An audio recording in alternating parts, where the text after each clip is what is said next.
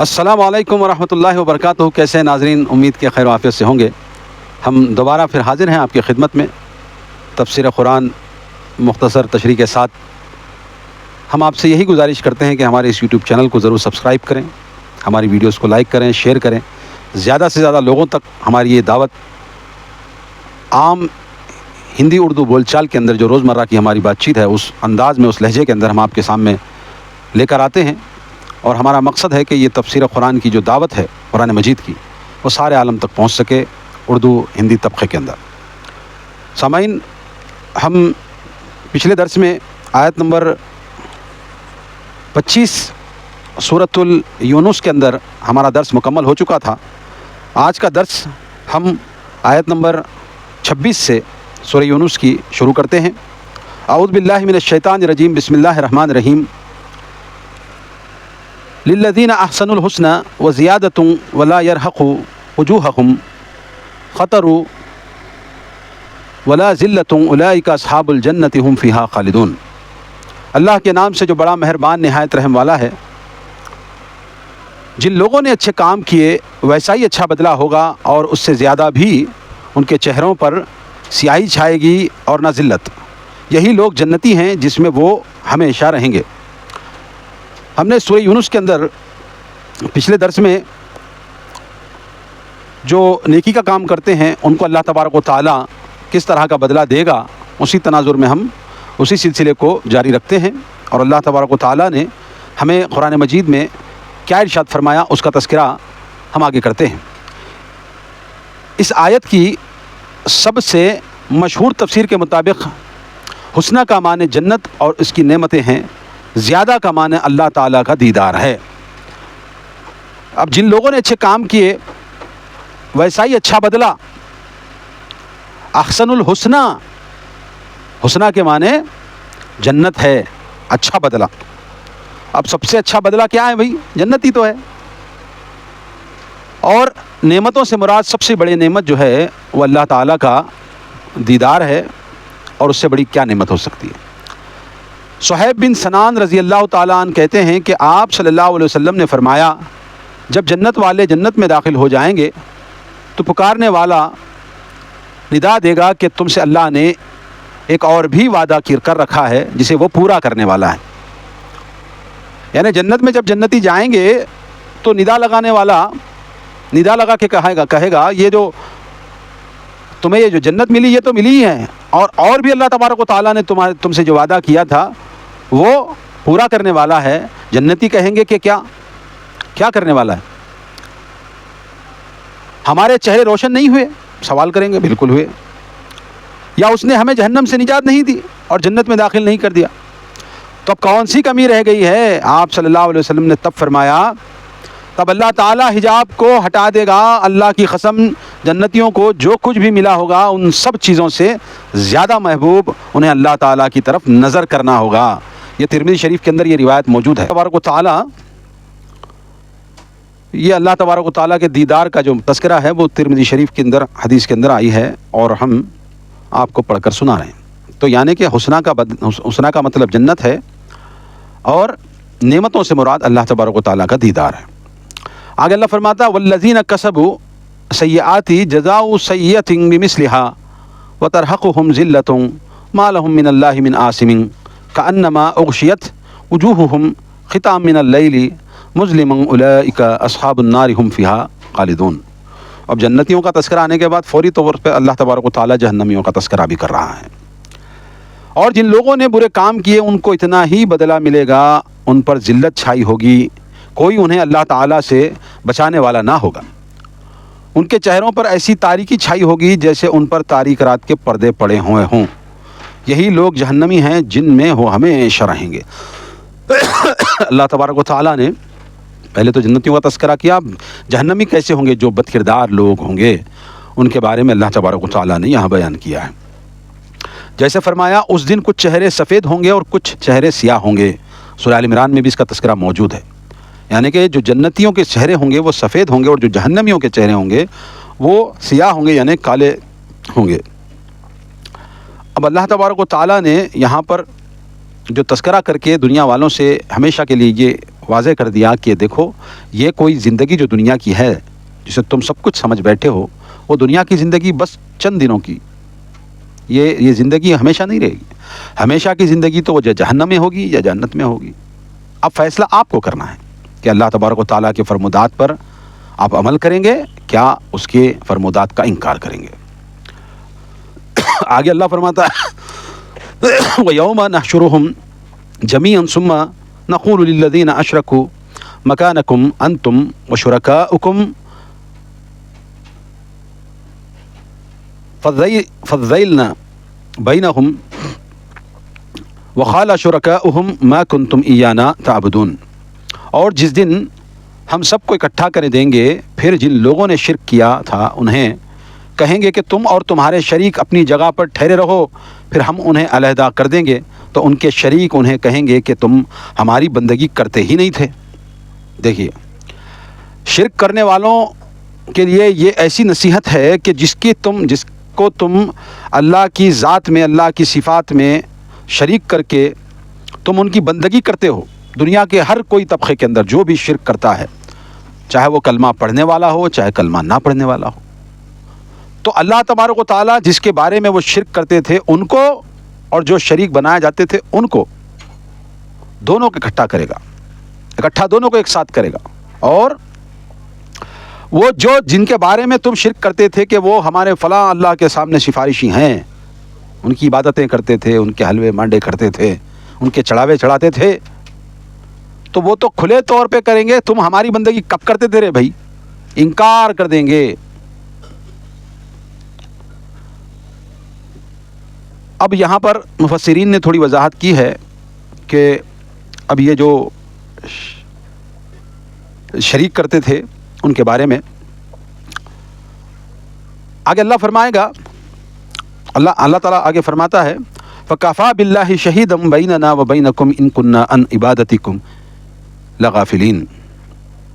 کیا ہے آگے؟ اس وقت ہر شخص ہمارے اور تمہارے درمیان اللہ کافی گواہ ہے کہ ہم تمہاری عبادت سے بالکل بے خبر تھے.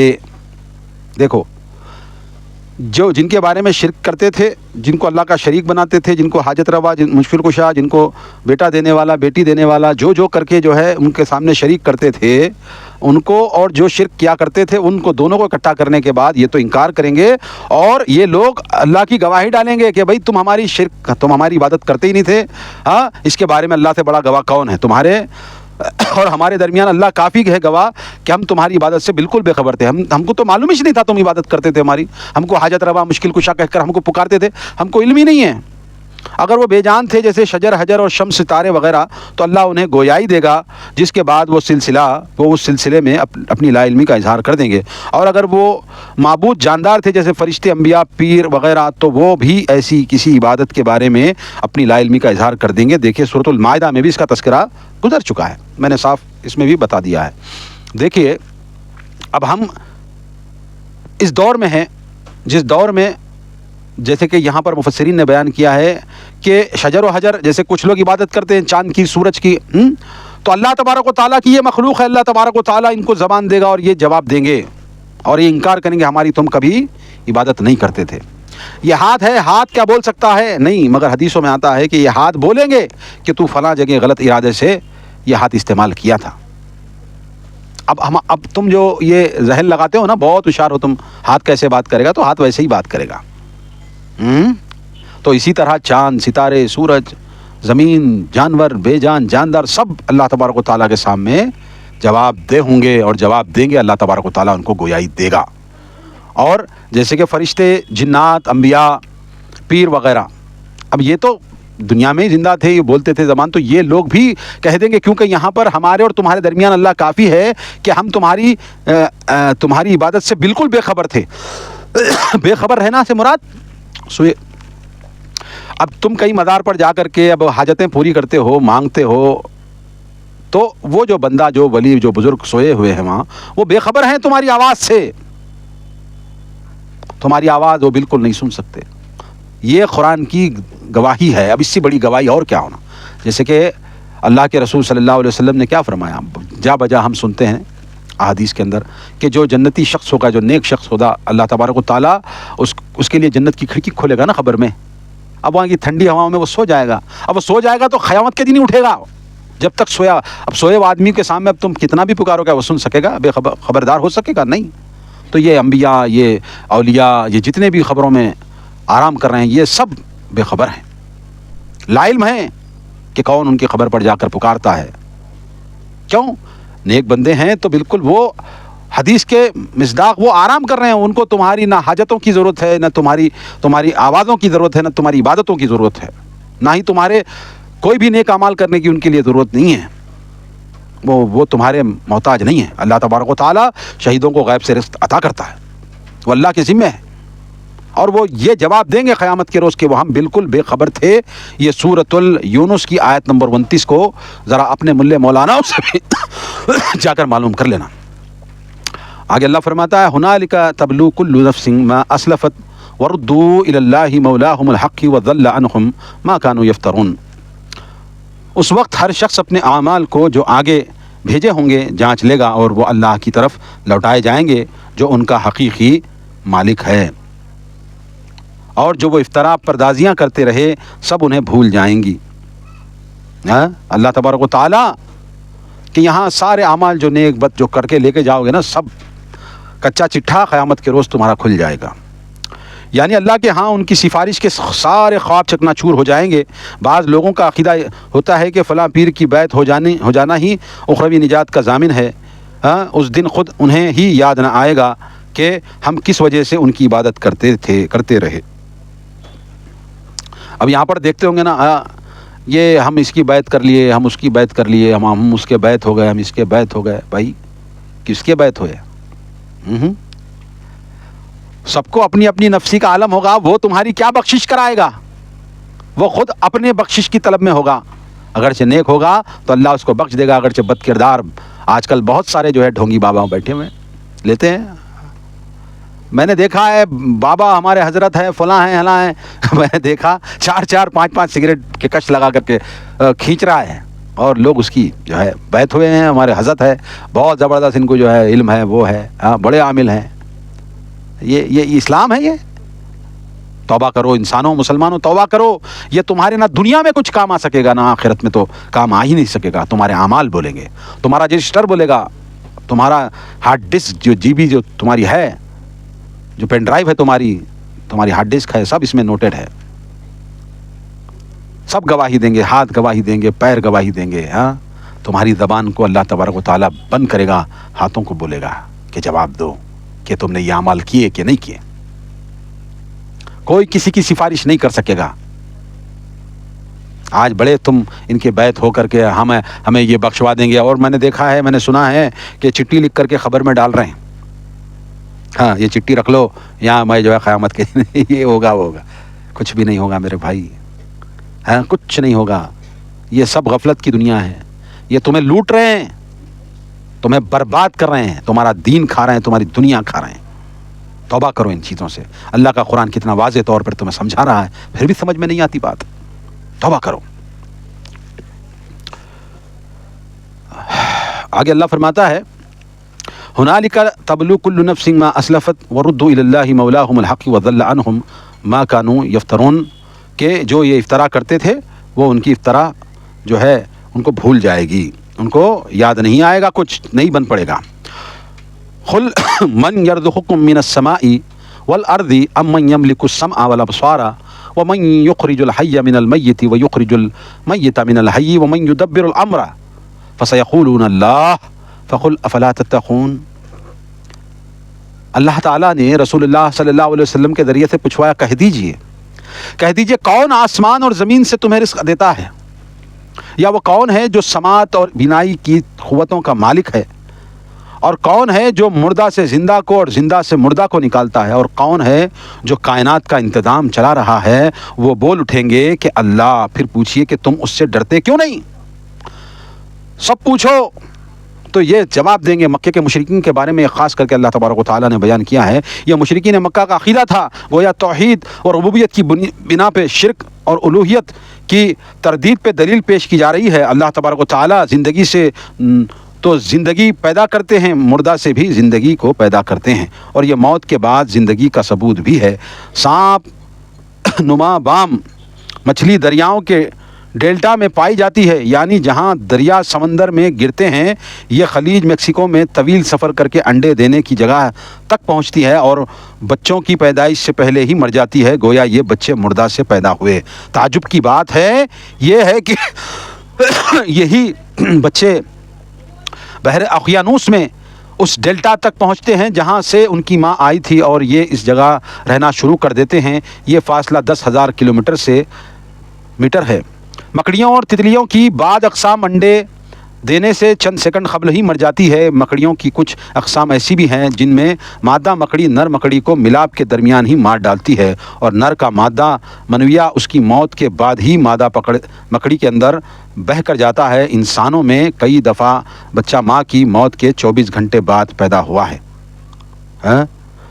آج کل کے کئی مسلمانوں کو بھی انہی مشرکین کی طرح غلط فہمی ہو گئی ہے۔ دیکھیے یہاں پر اللہ تبارک و تعالیٰ زندہ سے مردہ کو، مردہ سے زندہ کو پیدا کرنے کی جو بات کر رہا ہے، اور مفسرین نے کچھ مثالیں بیان کی ہیں کہ کوئی مچھلی ہے اور وہ مچھلی جو ہے مر جاتی ہے، اس کے بعد جو ہے اس کے بچے پیدا ہوتے ہیں، اور مکڑی کا جو انٹرکورس ہے وہ جو ہے ملاپ کے وقت نر مکڑا مر جاتا ہے، مرنے کے بعد اس کا جو مادہ ہے وہ مادہ میں چلا جاتا ہے، اس کے بعد اس کی تولید ہوتی ہے۔ تو یہ مردہ سے زندہ کو پیدا کرنے والی اور بہت ساری مثالیں بھی بیان کی جا سکتی ہیں۔ تو اللہ تبارک و تعالیٰ ان سب چیزوں پر قدرت رکھتا ہے، مگر پھر بھی یہ لوگ کیوں اللہ کو چھوڑ کر دوسروں کو پکارتے ہیں، یہ سمجھ میں نہیں آتا۔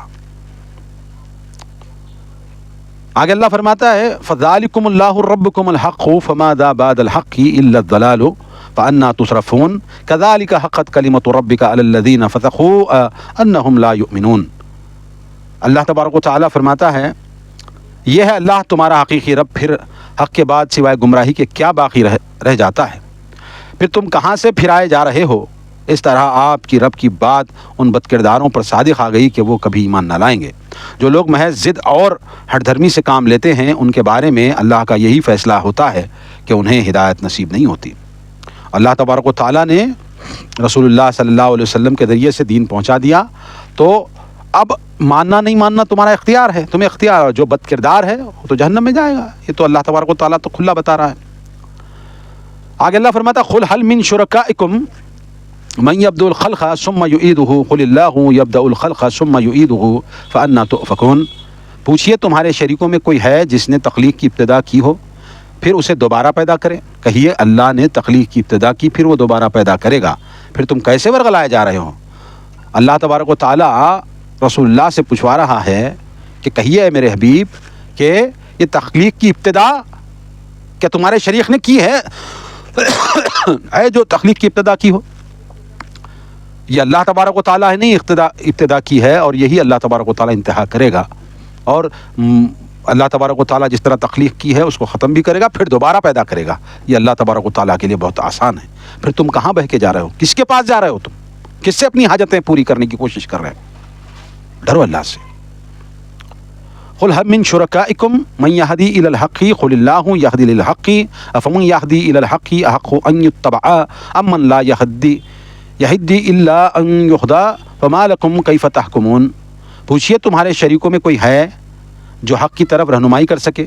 کہہ دیجئے اللہ ہی حق کی رہنمائی کرتا ہے، بھلا یہ شخص جو حق کی طرف رہنمائی کرے وہ اتباع کا زیادہ حقدار ہے، یا جو خود بھی راہ نہیں پا سکتا الا یہ کہ اسے راہ بتائی جائے؟ پھر تمہیں کیا ہے، یہ تم کیسے فیصلے کرتے ہو؟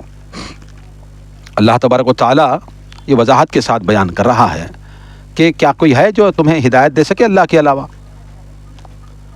ایسی کامل ہدایت جو کہ زندگی کے ہر شعبے کو محیط ہو، جس میں تہذیب، اخلاق، معیشت، معاشرت، غرض جامع رہنمائی ہو۔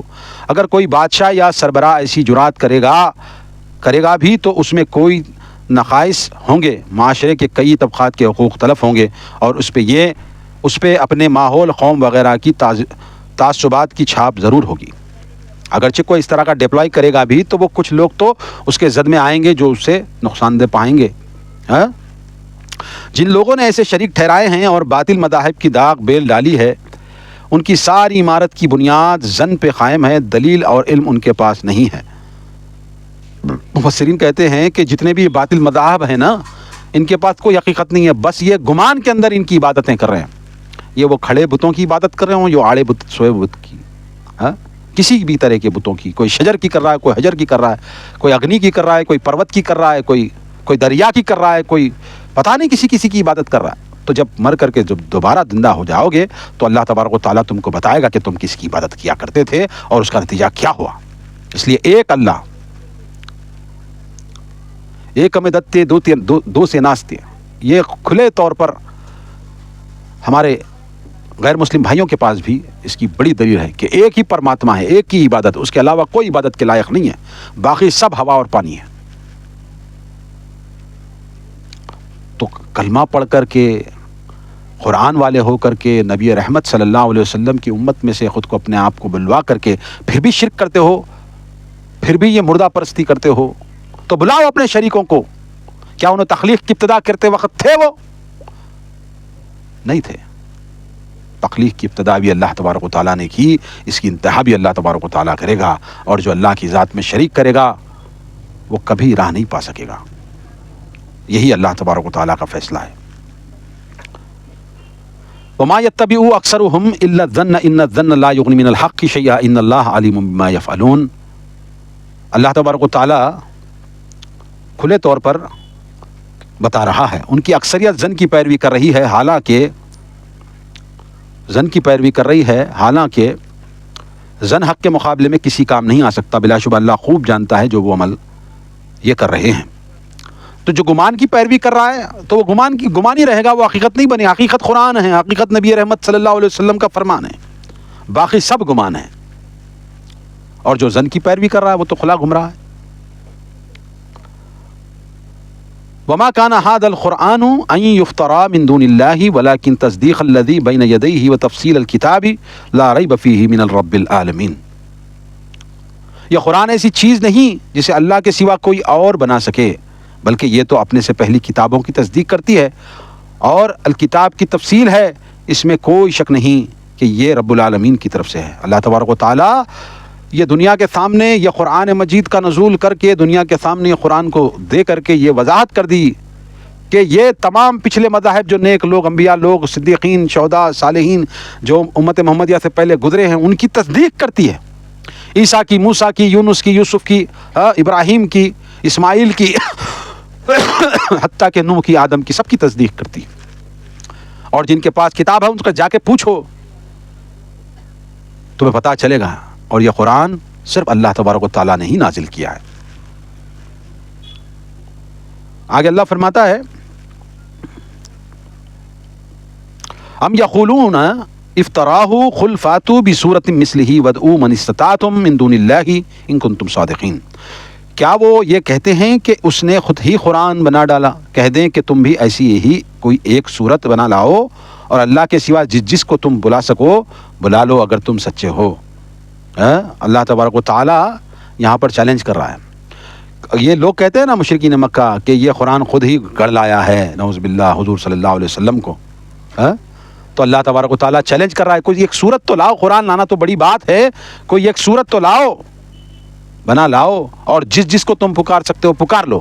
جس کو شریک تم ٹھہراتے ہو نا اللہ کی ذات میں، ان سب کو بلا لو، ایک صورت بنا لا لو. اور قیامت تک کے روز تک یہ چیلنج ہے کہ ایک صورت جیسی کوئی سورہ بقرہ نہیں ہو سکتا، سورہ آل عمران لا لو، اس جیسی صورت لا لو. کچھ بھی نہیں ہوتا، سب سے چھوٹی انا اعطینا والی صورت لا لو، اس جیسی کوئی صورت لا لو. یہ چیلنج ہے، قیامت تک نہیں لا سکو گے.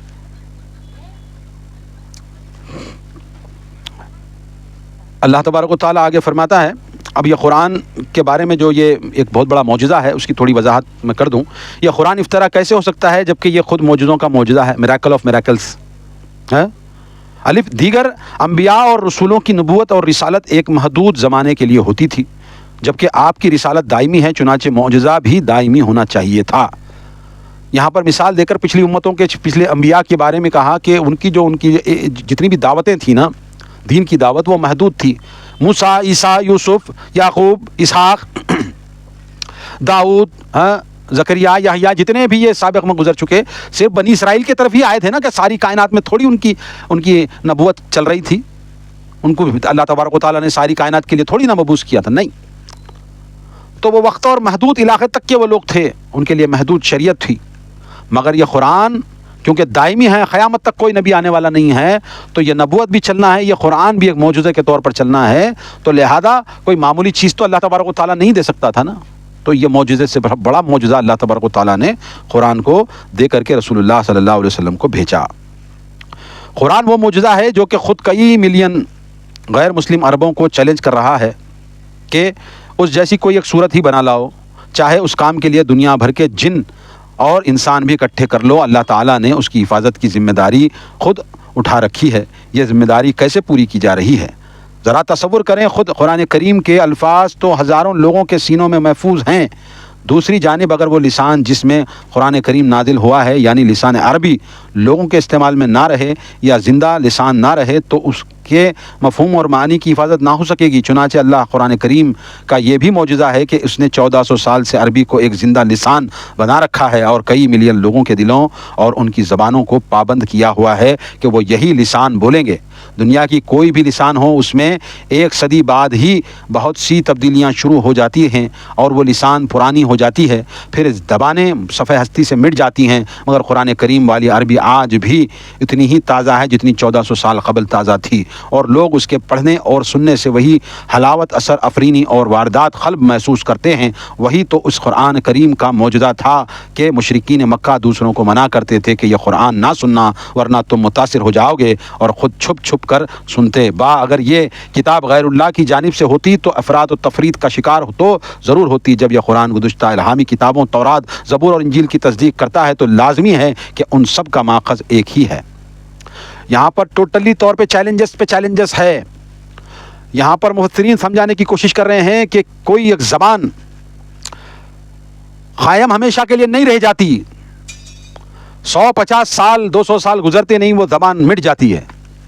یہ زندہ رب کریم کا معجزہ ہے کہ قرآن بھی زندہ ہے. قرآن کی زبان بھی آج ملینز آف لوگ، چاہے وہ مسلم ہو، غیر مسلم ہو، عیسائی ہو، یہودی ہو، پارسی ہو، عرب میں جتنے بھی لوگ زندہ ہیں وہ عربی بولتے ہیں، اور عربی بولنے والے کئی سینکڑوں ملک وابستہ ہیں.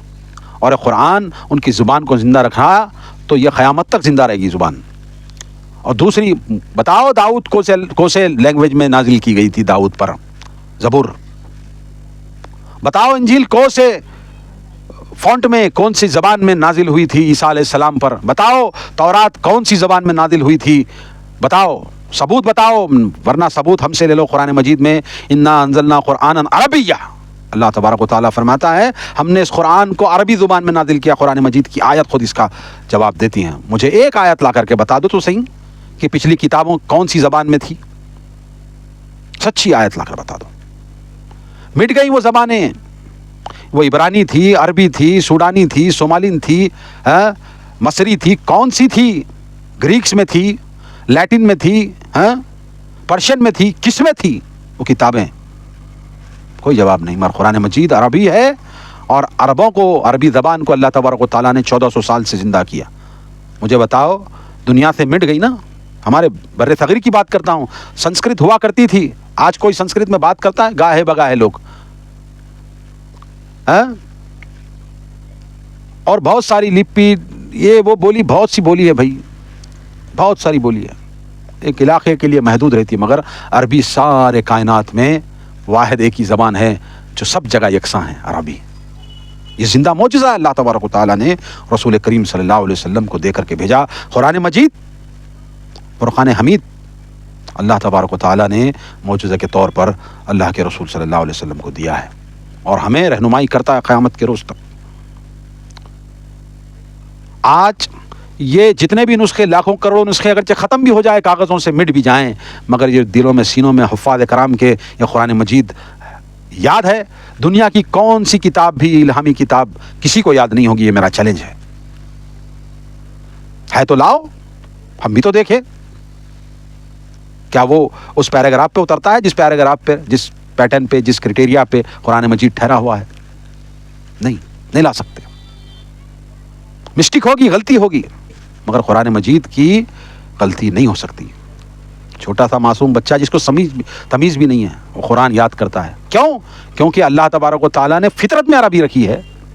سب سے آسان طریقے پہ اگرچہ کوئی زبان بچہ سیکھ سکتا ہے ماں کے پیٹ کے بعد، وہ سب سے آسان عربی زبان ہے. کیوں؟ کیونکہ اللہ تبارک و تعالیٰ نے یہی زبان کو قیامت تک لازم رکھنا تھا۔ کہنے کے لیے بہت ساری باتیں ہیں، بہرحال میں یہی گزارش کرتا ہوں کہ آپ لوگ قرآن مجید کی تلاوت کیا کریں۔ آگے اللہ فرماتا بل کذبوا بما لم يحيطوا بعلمه ولما يأتيهم تأويله كذلك كذب الذين من قبلهم فانظر كيف كان عاقبة الظالمين ومنهم من يؤمن به ومنهم من لا يؤمن به وربك عالم بالمفسدين وإن كذبوك فقل لي عملي ولكم عملكم أنتم بریون مما اعملوا وانا بری مما تعملون۔ اللہ تبارک و تعالیٰ فرماتا ہے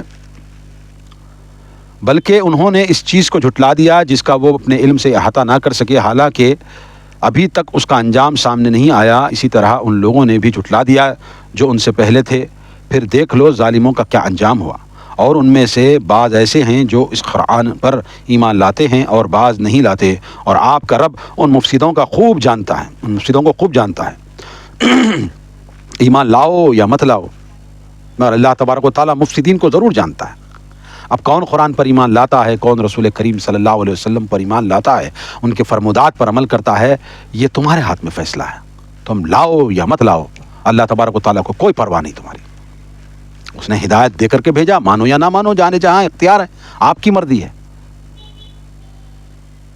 اور ان میں سے بعض ایسے ہیں جو اس قرآن پر ایمان لاتے ہیں اور بعض نہیں لاتے، اور آپ کا رب ان مفسدوں کو خوب جانتا ہے۔ اور اگر وہ آپ کو جھٹلائیں تو کہہ دیں میرے لیے میرا عمل اور تمہارے لیے تمہارا عمل، تم اس سے بری ہو جو میں کرتا ہوں اور میں اس سے بری ہوں جو تم کرتے ہو۔ اللہ تبارک و تعالیٰ دو ٹوک میں، دو انداز میں بول دیا، تم اس قرآن پر ایمان لاتے ہو یا نہیں لاتے، یہ تمہاری مرضی ہے۔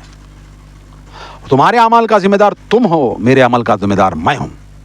یہ دو ٹوک واضح الفاظ میں بتا دیا ہے، ایمان لاؤ یا مت لاؤ تمہارا ہے اختیار۔ آج ہم یہی دعوت لے کر آپ کے سامنے آتے ہیں کہ قرآن مجید کی دعوت سب سے بہترین دعوت ہے۔ تو میں یہی گزارش کرتا ہوں آپ لوگوں سے کہ ہمارے اس قرآن کو سارے عالم میں پہنچانے کے لیے ہمارے اس یوٹیوب چینل کو ضرور سبسکرائب کریں، زیادہ سے زیادہ شیئر کریں، تاکہ یہ دعوت قرآن تمام عالم میں پھیل سکے۔ سامعین، آج ہم نے آیت نمبر 26 سے آیت نمبر 41 تک آج کا درس ہم نے مکمل کر لیا ہے، اور بہت ساری باتیں اللہ تبارک و تعالیٰ نے قرآن مجید میں بتائی ہیں، اس کا ہم نے تذکرہ کیا ہے۔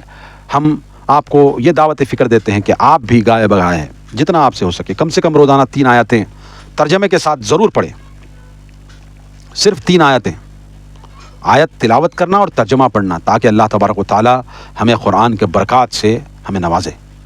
زیادہ نہیں، روزانہ 3 آیت، فجر، ظہر، عصر، مغرب، عشاء، کبھی بھی ٹائم ملے، روزانہ صرف 3 آیتیں، صرف 3 آیتیں پڑھو، اس کا ترجمہ پڑھو، تمہیں قرآن کس طرح سمجھ آئے گی، یہ تم خود بولو گے۔ تو آج کے لیے درس اتنا ہی۔ ہم آپ سے یہی گزارش کرتے ہیں کہ ہمارے یہ فرمودات، یہ جو ہم محنت کر کے آپ تک یہ آسان قرآن کو سمجھاتے ہیں لب و لہجے کے اندر، ضرور ہمارا تعاون کریں، ہمارے اس قرآن کو آگے بڑھائیں، ہمارے چینل کو سبسکرائب کریں، لائک کریں، شیئر کریں۔ کوئی اشکال ہو درس کے متعلق تو ضرور کامنٹ کریں، انشاءاللہ میں جواب دوں گا۔ مجھے اجازت دیں آج کے لیے، بس اتنا ہی۔ پھر دوبارہ جب اللہ چاہے گا میں دوبارہ ملاقات کروں گا، دوبارہ حاضر ہو جاؤں گا۔ تب تک کے لیے السلام علیکم ورحمۃ اللہ وبرکاتہ۔